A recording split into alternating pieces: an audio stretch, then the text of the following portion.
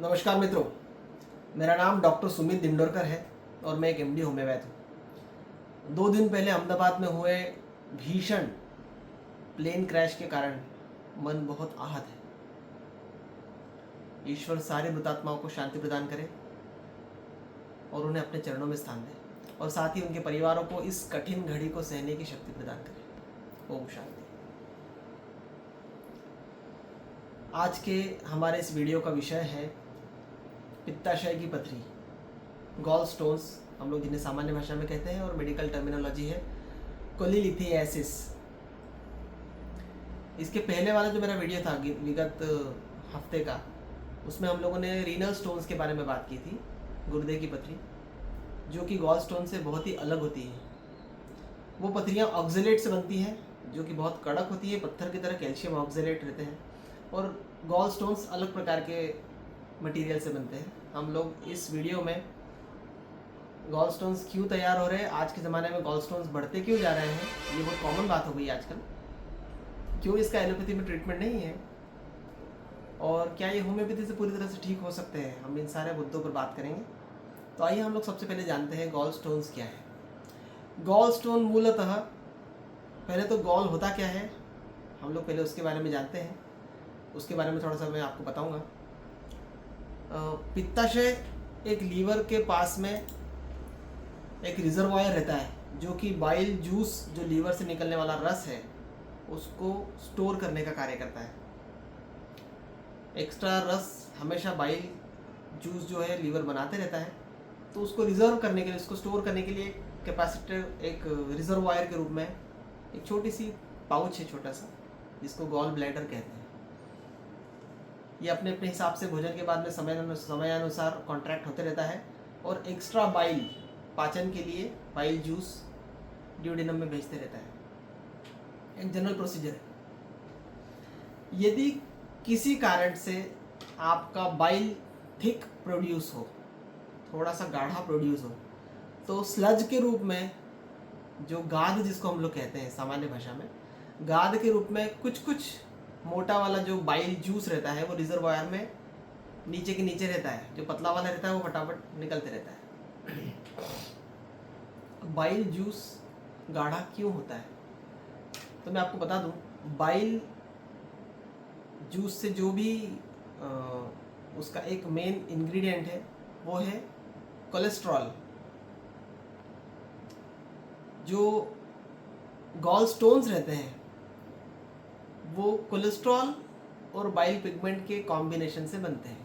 अब आप समझ गए होंगे, यदि आपके बाइल जूस में कोलेस्ट्रॉल की मात्रा ज़्यादा आ रही है, तो वह बाइल पिगमेंट के साथ में मिलकर एक समय के बाद में स्लज फॉर्मेशन करेगा, गाद तैयार होगी, कीचड़ के जैसा जिसको हम लोग कहते हैं, वही गाद नीचे बैठती जाएगी और धीरे धीरे करके वो स्टोन्स के फॉर्म में बनते जाएगा। 2 mm, 3 mm, 5 mm से लेकर 14 mm, 15 mm, 20 mm तक के स्टोन्स आते हैं।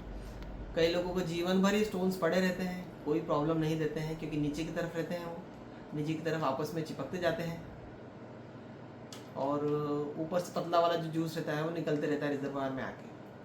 बट इन केस कभी प्रॉब्लम तब क्रिएट होती है जब छोटा सा एक पथरी का टुकड़ा गॉल ब्लैडर से निकलता है और डक्ट में जाकर वो अटक जाता है, तब पेन और प्रॉब्लम स्टार्ट होती है।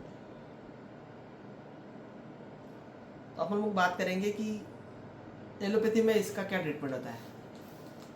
एलोपैथी में देखा जाए तो पित्ताशय की पथरी के लिए कोई ट्रीटमेंट नहीं रहता है। वो सीधे बोलेंगे कि जब तक काम चल रहा है तब तक चलाइए, कुछ पेन किलर्स हम आपको देते हैं, और अगर उससे आराम नहीं मिलता है तो पथरी निकालने के बजाय पूरा रिजर्वायर, पूरा गॉल ब्लैडर निकालने की सलाह देते हैं। आप बताइए, क्या ये सही इलाज हो सकता है? मतलब किसी ने लपड़ मारा और उसको सीधे फांसी की सजा दे दी। टेम्पररी प्रॉब्लम का परमानेंट सॉल्यूशन, ना रहेगा बांस ना बजेगी बांसुरी। इसको जड़ से बीमारी को ठीक करना नहीं कहते हैं। आपने उस ऑर्गन को ही हटा दिया है जो ईश्वर ने किसी कारण से दिया था आपको, जो इतने सालों से अच्छे से कार्य कर रहा था। कुछ माल फंक्शन हुआ, आप उसको निकाल के फेंक दो, क्यों? क्योंकि बॉडी के लिए उसको निकालने के बाद भी कई लोगों को कुछ प्रॉब्लम नहीं होती है, अधिकतर लोगों को ऐसा बोल कर वो करते हैं। बट हम लोग जानते हैं यदि आप कोई सी भी चीज़ बॉडी से निकालेंगे, कोई सा भी ऑर्गन निकालेंगे, तो इवेंचुअली कुछ ना कुछ उसके साथ में दिक्कतें क्रिएट होती है। अब बाइल जूस का रिजर्वायर बचा नहीं, अगर गॉल ब्लैडर निकाल दिया गया है तो रिजर्वायर बचा ही नहीं आपके पास में। तो ऐसे केसेस में फिर खाना जल्दी जल्दी पचेगा या पाचन से संबंधित दूसरी प्रॉब्लम्स क्रिएट होंगी, तो सही तरीका नहीं है। एलोपैथी में उनके पास वही ट्रीटमेंट है। कुछ एडवांस जगहों पर आजकल ऐसे प्रोसीजर्स आई हैं, मेरे पढ़ने में आई है कि वो गॉल ब्लैडर को काट कर केवल स्टोन्स निकाल लेते हैं और उसे फिर से सी देते हैं, फिर से उसको स्टिच लगा देते हैं। अब ये प्रोसीजर कितना इफेक्टिव है ये तो आने वाले समय में पता चलेगा, वो सर्जन लोग बताएंगे, मेरा विषय नहीं है वो, बट मैं आपको केवल जानकारी दे रहा हूँ। अब हम लोग मुद्दे पर आते हैं कि क्या होम्योपैथिक और स्पिरिचुअल हीलिंग से गॉल स्टोन्स ठीक किए जा सकते हैं? डेफिनेटली, बिल्कुल ठीक किए जा सकते हैं। ऐसे केसेस हैं, मेरे पास ही नहीं, मेरे जैसे हज़ारों होम्योपैथ्स जो प्योर होम्योपैथी प्रैक्टिस कर रहे हैं, उनसे अगर आप पूछेंगे तो उनके पास में उनके ही कंप्यूटर में ऐसे कई केसेस पड़े होंगे जिन्होंने बड़े से बड़े गॉल स्टोन्स भी उन्होंने पिघला कर उन्होंने ठीक किए और आज उनका गॉल ब्लैडर अच्छे से काम कर रहा है बिना किसी साइड इफेक्ट के।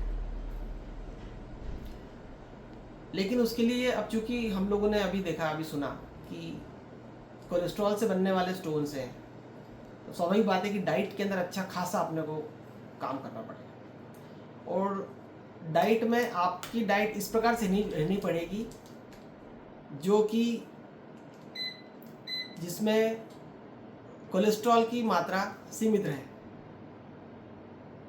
हेल्दी डाइट जिसमें अच्छी खासी वेजिटेबल्स हो, अच्छी खासी एक्सरसाइज हो आपके रूटीन में, वो ऐड करना पड़ेगा। तो जब मैं काउंसलिंग करता हूँ, पेशेंट की केस टेकिंग करता हूँ, उस समय वर्तमान उसका क्या डाइट प्लान है उस पर बात करते हैं हम लोग। उसमें क्या क्या छोटे छोटे करेक्शंस किए जा सकते हैं, बड़े करेक्शंस को कभी फॉलो नहीं कर पाएगा। ठीक है, जिसने जीवन भर दाल रोटी खाई है, ग्रामीण क्षेत्र का व्यक्ति है जहाँ पर दाल ज़्यादा चलती है, जिस व्यक्ति ने जीवन भर दाल रोटी ही खाई है उसको आप अगर हरी सब्जी खाने को बोलेंगे तो 2-3 दिन खाएगा, वो बाद में नहीं खा पाएगा वो। तो ऐसे लोगों को क्या सलाह देना पड़ेगी आपको, ये सोचने वाला विषय। ठीक है, जो व्यक्ति ने कभी एक्सरसाइज नहीं की है उसको मैं बोलूँ, या जो व्यक्ति सुबह 8 बजे उठ रहा है, मैं उसको अगर बोलूँ उसकी सलाह के रूप में कि आपको सुबह 5 बजे उठ कर एक्सरसाइज करना है, नॉट पॉसिबल ब्रो। तो ऐसे लोगों को प्रॉपर सलाह देनी पड़ती है। ठीक है, स्पिरिचुअल हीलिंग्स में हम लोग अलग अलग हमारे सबकॉन्शियस के अलग अलग लेयर्स के अंदर उतरते जाते हैं डीपली, और स्पिरिचुअली यानी एनर्जी के लेवल पर, आत्मिक स्तर पर किस प्रकार से आरोग्यता प्रदान की जा सकती है, उन बिंदुओं पर चर्चा करते हैं। ये होम्योपैथी में बहुत पुरानी चीज़ है, बट अधिकतर होम्योपैथी इसको यूज़ नहीं कर पाते हैं प्रॉपर तरीके से। उसके लिए कुछ एक्स्ट्रा स्टडी की ज़रूरत पड़ती है, एक्स्ट्रा कोर्सेज की आवश्यकता पड़ती है। तो स्पिरिचुअल हीलिंग के ऊपर भी मैं लोगों को प्रॉपर प्रोसीजर्स बताता हूँ, जो कि केवल काउंसलिंग के दौरान और पर्सन टू पर्सन अलग अलग प्रकार की विधियाँ रहती हैं, ताकि गॉल स्टोन क्यों फॉर्मेट हुआ, क्यों उसका फॉर्मेशन हुआ, उस पर बात की जाए, उस पर उसका प्रॉपर उपाय निकाला जा सके। होम्योपैथिक दवाइयों की हम लोग बात करें तो होम्योपैथी के अंदर गॉल स्टोन की कई दवाइयाँ हैं।